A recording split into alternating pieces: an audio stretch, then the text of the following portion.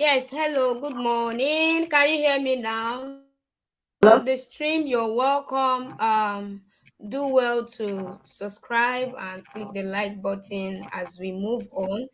There is little network glitches, but we will overcome. Yes, we will. Nancy, please confirm once more if you can hear me clearly so that go straight into the business of today. Yes, I can hear you clearly. Can you hear me clearly now? Yes, I can. Very clearly. All right. Okay, so you're welcome for today's VA, the maiden edition of today's VA series. And thank you so much for making out this time to be on the stream to share your VA journey stories. It's an here today will be encouragement to other people out there who wish to take up the journey that you have gone through, um, maybe now or maybe later, whenever this video meets them. Okay, my name is Nancy Altraide, and I am a VA. Well, before I started the VA course, I was already into some online skills, digital marketing, video editing, content writing. And then I heard about the VA course, and at first, I didn't really know what it was all about, but I had to go and read about it. And then I finally found the ALX program. And to tell you the truth, when I started, I was kind of skeptical about it because online courses are not very good with online courses that do not require tutorship. What I mean by that is, when you sign up for some courses, you have a tutor who is always there to give you the course materials and all that. But for the VA training program, you are going to log in to the Canva app, your own site, and then you see all the new materials there. And then every week, new materials are being uploaded, and then you just have to read it through and understand by yourself. Nobody is coming to hold your hand and teach you. Everything that you need is there, you just for you to read and understand. So I was kind of scared that, and it's an 8 weeks long program. I was scared that I was not going to be able to make it for that 8 weeks. But when I started, it was fun, and then we kept going. And I think one of the things that helped me was curiosity because I wanted to know more. Like, okay, this sounds interesting. I mean, it's almost like every regular thing I used to do before, but it's an added advantage. So here you get to learn some tools, some skills, and all that. So curiosity helped me keep up the fire to continue the program. And then support from my friends and family around, I was able to get very far in course and finish it, which was very amazing. So I think that is my story. Okay, so that's amazing. Um, how challenging was it in the ALS virtual assistance program? How challenging was it, or was all the period of 8 weeks really and beautiful, and it was your expectation or somehow? So what was it? What was the experience like? Well, I'm not going to lie, it was a bit challenging. But I feel like one of the things that helped me is because I've been an online person, so I could navigate some tools very easily. But I remember one of the days I was supposed to submit my milestone, and then I was working on it till almost 11. I was still working on it, and it was fun, but it was very challenging, really. Because at some point, I told some of my friends that I was on the verge of giving up. Like, not like the tasks were overly hard, but it required my attention because you couldn't do any of the tasks that was set without going through the module, through the reading assignment. So it's not something you can cut corners on. You have to go through it. They designed it that way. So at some point I was like, I cannot do this task without reading this journal. If I want to read this, I have to spend some good quality amount of time to do it. And that's something that I didn't have the patience for.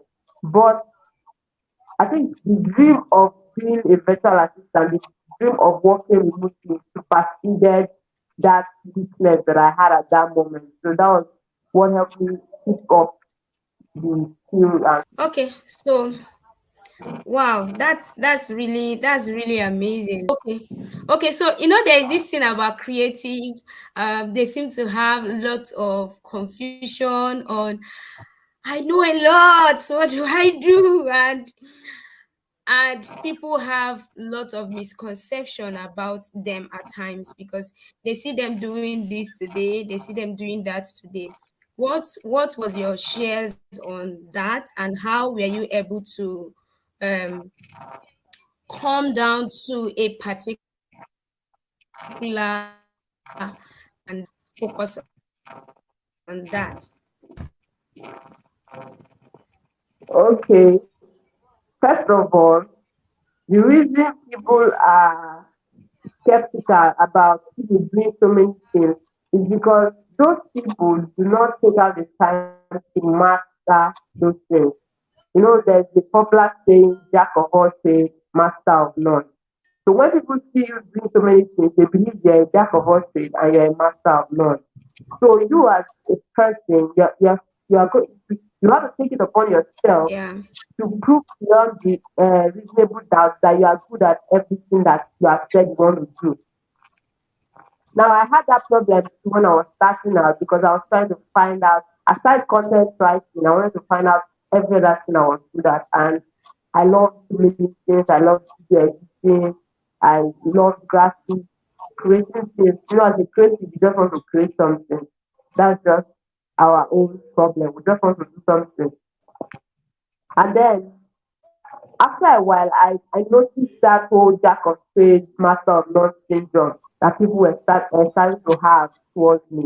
So I decided to start bringing those skills collectively. So I looked at myself, I said, okay, if somebody wanted to hire me as a social media person, that person will need my skills in graphics, need my skills in video, need my skills in writing. So three of them together can make me a social media manager. Then somebody wanted to hire me as a customer service. My skills in sales, my skills in digital marketing, and probably some of my skills in digital training can make me customer service. Because as a digital training I deal with customers, those people that want to learn from me are my customers. So the way I treat them is the way I can treat any customer that is buying the product because they are buying services. So the main point there is for you to go out of your way to be good at it. If you know how to do 10 things and you are good at those 10 things, nobody will argue with you. That is what I've just found out. Nobody will argue with you. You just need to give them facts. When I started this social media job, I've not done social media as social media. Like I've not really said, okay, let me manage somebody's page, but I've always wrote content. So they gave me the page that I was going to write for, and I went to the page and I looked at it. I just had to glance it, and I could discover three problems that was wrong with that page. I told them this page has zero engagement. This page does not have content. This page does not. I outlined some of the things that were wrong with the page, and the person that was the social media manager that was hiring me agreed with me that this is true. And this is me that have not done social media. But with my expertise on content writing, I could identify what was wrong with the page. And then I wrote my first week of samples for the person. He loved it because I had already looked at the page. I knew what was selling. I've been in the midst of people. I know how people think. So from there, I could be able to create content for those people. So the thing is, be good at what you do. When you are good, nobody will argue with you. That is just the point. If I say I want to be good at web design today and I decide to take up web design and start learning it, between now and next 6 months, I'll be good at it. And I'll be good at other things that I've been doing before. And you cannot argue with me. Competence anywhere would be able to bring down any other idea. That's just one thing I've understood with people. Because people are afraid that, if this person is doing social media, this person is doing marketing, this person is doing affiliate marketing, this person is doing real estate. There's a chance that you might be good in two and the other three will not be good. It's a normal concept because we don't believe that human brain can carry so many things at once. But I'm going to share this a little secret. But I used to write poetry. I still write it though. And then I used to read poetry from older poets, from people like Shakespeare and the lot of them. And then when I read their biography, I see that this person is a playwright, is a poet, is a physicist, and I'm like, how did this person have this time to do this? And there was no technology in their time. So meaning that each of these things that he had to learn each of them one after the other. It's not like I can sit in my house now and decide to take a course on social media management. But these people, they didn't have that technology to do all those things. So they had to go to the classes and probably spend some years learning each of those things that they are good at.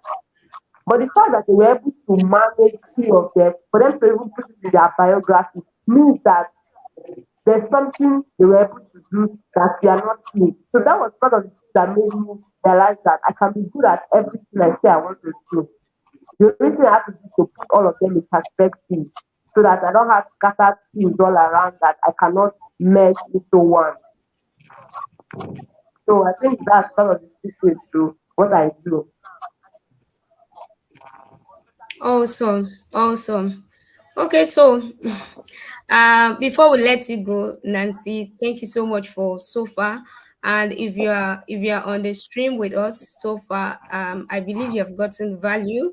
I will encourage you to go ahead and subscribe to this YouTube channel and tell us what is it for you in the comment section, and so many other values that you have gotten. Or if you got question, I know that um as we have come this far, you definitely have a question. So let us know in the comment section your question, and turn on the notification bell because we're going to be having more of this series from different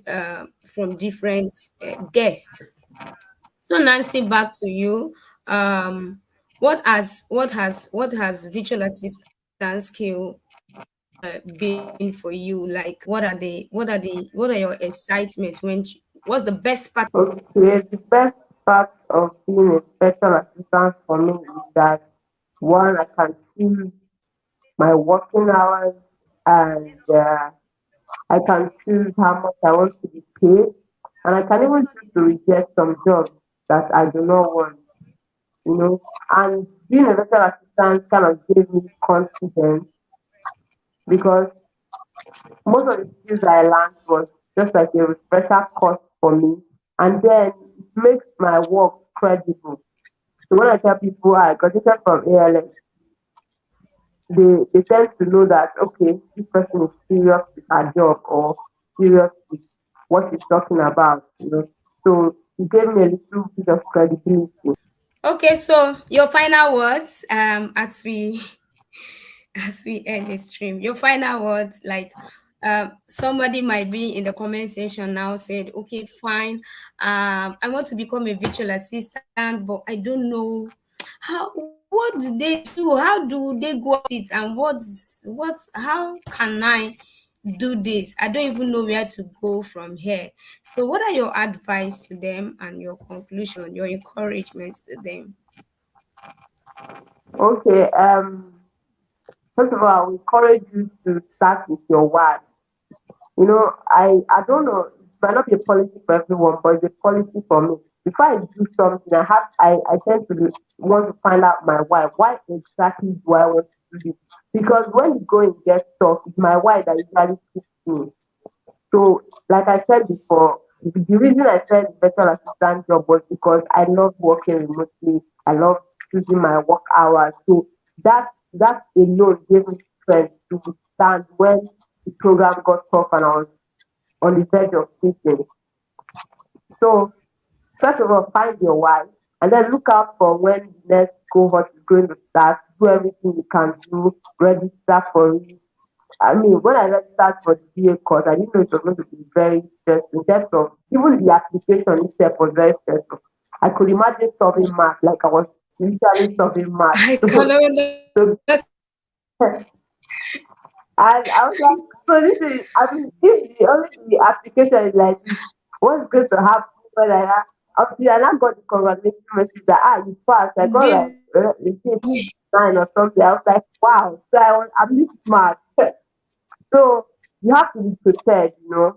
You have to be prepared. Find out your why. Look out for when the application will start so that you can get there on time, do your application, and then wait for when they will announce the cohort. And then put your mind to it, commitment, dedication, discipline yourself to get it done. So when I started, I told myself that every Wednesday I would submit my task. And I did that from week 1 to week 3. But the week 4 task was a bit difficult. So it was till Sunday. But on Sunday I was able to submit that one. But give yourself those timelines and deadlines and you're going to do well, excellently well. Wow. Give yourself timeline and discipline yourself. You're going to do well. When I during my co-host as an in the ALS virtual assistant program, the word for me was grit because you have to.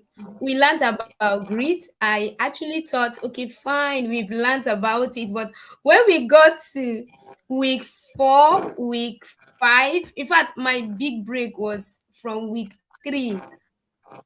As in, it was really stressful. My week 3 was so stressful. Taking that particular test several times to ensure I passed it. It was something else. So week 4, just passing the week 3 text and entering week 4, it was like, you're welcome to another world. And then week 5, week 6, week 7. It was at week 7 I just told myself deep down, no, it's not me. It's not me. It's grit at work. And I was happy that I had to pass through such regimented program. I was happy on the person I became after the training. I was happy on the lots of skills I learned in the process. Then I was happy on the connections. Oh my word. As in the connections were so amazing. I connected with lots of persons and till today I'm still very much in touch of so many of them, very closely in touch of so many of them. And I this is my shout out to ALS, which ALS Africa. This is my shout out to all room fellows all over the world. This is my shout out to Prudence. Prudence was the best. Was the best. Was one of my best course instructor. I always look out for her every Monday. Shout out the CEO and the organizer of ALS Africa Virtual Assistant Program. Thank you so much, Nancy, for being on the stream with us. We love you. We say thank you. We wish you the best and the very best for the season. Thank you and have a Uh, beautiful day ahead. Thank you. Thank you to everyone. And thanks for inviting me. I love you all. Okay, bye, bye, bye.